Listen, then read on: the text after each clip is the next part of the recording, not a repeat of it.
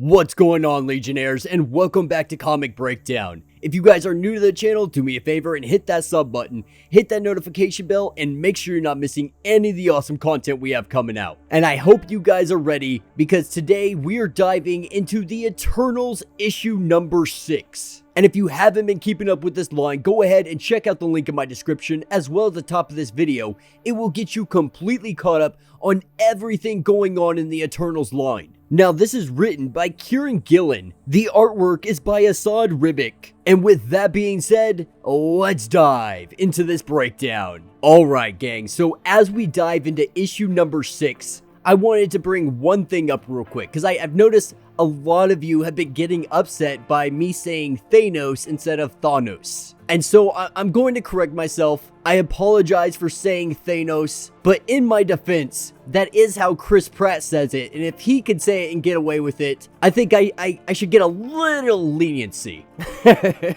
But as we get into this issue, Thanos is currently having a battle with the Eternals. That's where the last issue had left us off on. But this issue is picking us up 1 month earlier. It picks us up with Thanos waking up to Phastos, being the first Eternal to be resurrected again. He had an opportunity to look into the machine. Not only that, when he did it, he found Thanos floating through space. And seeing Thanos, he took this as an opportunity. Plucking him out of space, he puts Thanos back together, but in a very unique way, in a way that it makes him work for him. Because Thanos' body is not going to last. His body is eventually going to die and fall apart. Now, Phastos recognizes him as an Eternal and tells him if he does his bidding, if he does what he needs him to do, that he will be resurrected with a new body. And Thanos recognizing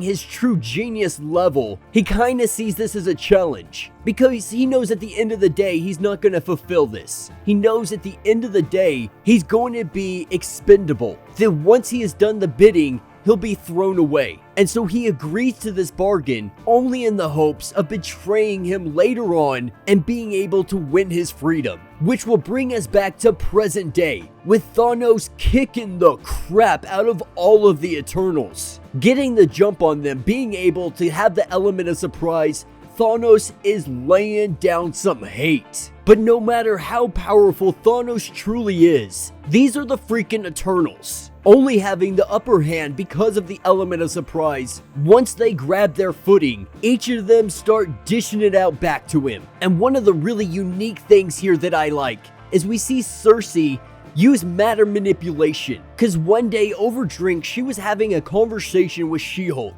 and She-Hulk said that Thanos had used some kind of fungus to kill her. And so using this idea, she creates a kind of fungal plasma, releasing little pyrokinetic poisons, his sails turning into primordial fire. And this is extremely effective on Thanos. Thanos may be a titan, he may be a freaking monster, but at the end of the day, the Eternals, they have been doing this a lot longer than Thanos has been killing people. They have been hunting down monsters for quite a long time. They are professionals at this stuff. This is what they are literally born for. And it appears that they have the upper hand. The Eternals just wreaking havoc on him. But it might not matter, because the machine is currently overloading. It looks like this thing is about to freaking explode. Now Phastos, he's hoping that it can hold. He's hoping that it doesn't break down. He's hoping that all of his plans were not for naught. But it doesn't take long for him to realize that this thing is gonna fall apart. That this thing is going to cause the end of the freaking world. And in New York City, with Sprite and Toby, they are seeing the ramifications of this. The sky lighting up with lightning, blasting in all directions. It looks like the apocalypse is beginning. Meanwhile, our Eternals, they're about to take down Thanos. He's got boils all over his skin, and all of them are surrounding him, hitting him with everything that they freaking have. And with Thanos' defeat within grasp, Phastos tells the machine to take them all out of the loop. that he needs them all at the machine right freaking now, because only Ikaris or Gilgamesh are going to be the ones to be able to stop it at this point. And we see the machine eject the Eternals from the loop, but in doing this, it spreads the Eternals all across Earth, with Ikaris landing in the freaking North Pole. Not only that, but they no longer have access to the network, which means they can't just teleport somewhere. Now, this was a malfunction with the machine. Because of its current state, it couldn't bring the Eternals here. And now Phastos is concerned that no one is going to be able to get here in time. No one is going to be fast enough and make it to where they can stop this machine. But this is the moment that Ikaris absolutely lives for, shooting up into the sky, making his way to Phastos. Now, Phastos tries to explain exactly why he did this, but Ikaris is not concerned with that. The only thing he is concerned with right now is stopping the end of the world. And so Ikaris flies into the core. Flying into the core, he doesn't see Druig, and Druig diving into the mind of Phastos because he wants to erase something from his memory. And if you guys remember from previous issues, Druig is now working for Thanos, or working with him, we should say, in a more or less partnership. And so it stands the question, what memory is he erasing and why is he doing it? And with that, Ikaris makes his way into the core, going in there using the much of his ability as he can use of matter manipulation, though it is on a very small scale. But he is one of the few individuals that can stand all of this energy right here. He is one of the few individuals that would be able to hold this together. But to hold this together is going to come at a great cost. That cost is going to be the life of Ikaris. And holding this together and stopping reality from destroying itself, from the machine exploding and destroying everything that is known, Ikaris saves the day. Ikaris was the hero. And this is when we're taken to a little bit later. And right now, all of the Eternals, they're interrogating Phastos, trying to figure out everything that he knows. Because now that the machine is more or less back online, their prime concern is Thanos, trying to find him, hunting him down, and bringing him to justice. But Phastos isn't too concerned with him, letting him know that he can end Thanos at any time he likes. All he has to do is press a single button. And the rest of the Eternals, they tell him, then do it. Go ahead and end Thanos right here, right now, and we'll call it a day. And this is when we learn this is what Druig erased from his memory. This is the idea that he wanted to take away from him. With him working with Thanos, Druig did the bidding of Thanos, wanting to remove this failsafe that Phastos had on him, with Phastos no longer able to remember how to activate the failsafe. Thanos is more or less free and clear. And so with Phastos not really having any information that is going to help them out, they believe that the Unimind should decide his fate. Because at this point, they have done their work, they have done their job, and they have other things that they need to attend to. But Phastos tells them that there is a cost, something that he has not been telling them that they need to know about. The reason that he did all of this. And if the Unimind are the ones to make this decision, they're probably just going to reset him and he will forget about this. Now, Cersei, she kind of tries to shush him, saying that they need to leave it up to the Unimind and call it a day. But the rest of them, they want to know what he is talking about. Because what he is talking about, the cost that he is referring to, is the cost of their immortality. Phastos found out exactly the truth on how they are able to come back to life. When he peered into the machine, being the first one to actually come back, it showed him things that it's never shown him before.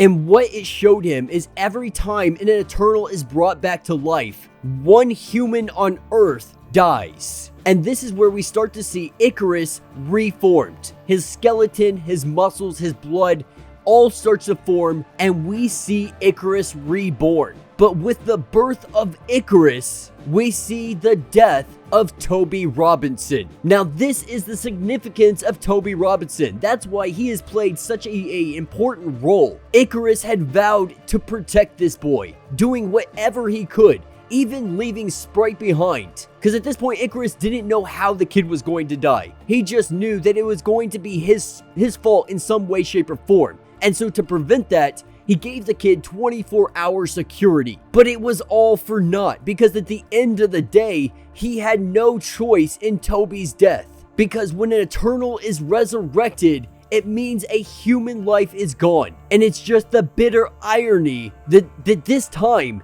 that person happened to be Toby. Now, obviously, this is extremely hard for all of the Eternals to accept, because their job is to protect humanity. And now they're learning that with each of their deaths, it means that a human dies. And so this is going to make them question everything. To question their purpose, to question why they're doing this, to question their existence to the very beginning. If they are supposed to protect humanity, why is it when they die, when they're resurrected, a human has to die? And with Ikaris being resurrected, he makes his way to the rest of the Eternals, where they fill him in on all of this information. And this breaks him. Protecting Toby was such a big deal to him. It mattered so much to him. And now to learn that him being alive is the whole cause that Toby died to begin with. Now the thing about all of this is Cersei knew about this. She's known about this the entire time. The only issue is, every time this happens, the Unimind ends up resetting them anyway, getting rid of these memories, and they never know any of the wiser to what has happened, or to this overall plan that plays out. But while they are having this conversation, this is where we see Zurus, now reborn, now resurrected. He tells everybody that they need to make their way to Olympia, because it is time that they have a meeting with the Unimind. And with them arriving, they really want to try to convince the Unimind that all of this goes against exactly why they were created. But Cersei tells them that there's just too many of them that are going to be against them.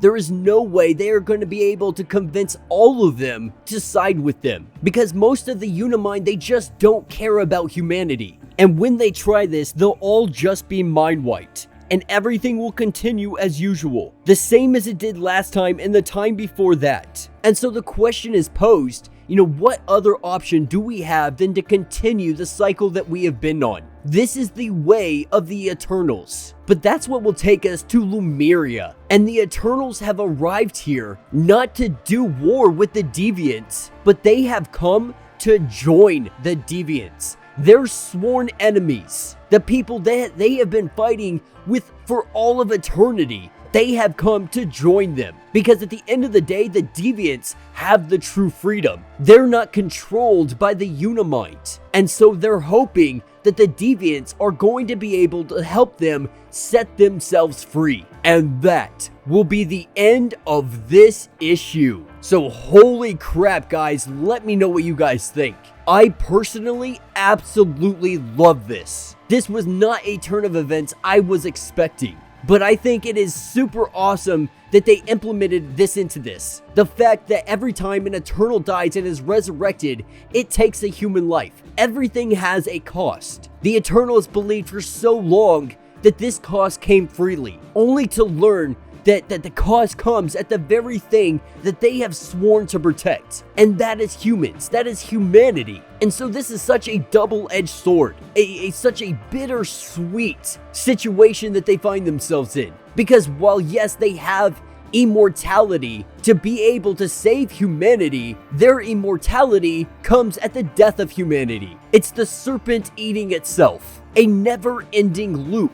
And it seems like the only way to break it will be to partner up with the Deviants, or at least get some information from them that may help them convince the Unimind or overthrow the Unimind. But yeah, let me know what you guys think down in the comments. If you have not yet, do me a favor, hit that sub button, hit that notification bell, make sure you're not missing any of the awesome content we have coming out, and until the next breakdown.